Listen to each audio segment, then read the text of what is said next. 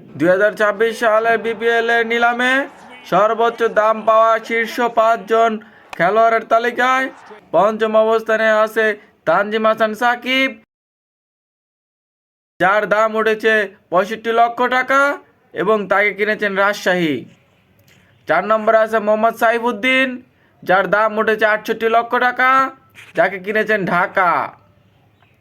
3 নম্বরে আছে লিটন কুমার দাস, যাকে কিনেছেন 75 লক্ষ টাকায় এবং যার দল হলো রংপুর।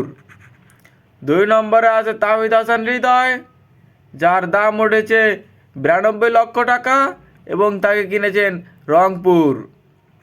1 নম্বরে আছেন নাইম শেখ, যার দাম উঠেছে 1,10,00,000 টাকা এবং যাকে কিনেছেন চট্টগ্রাম।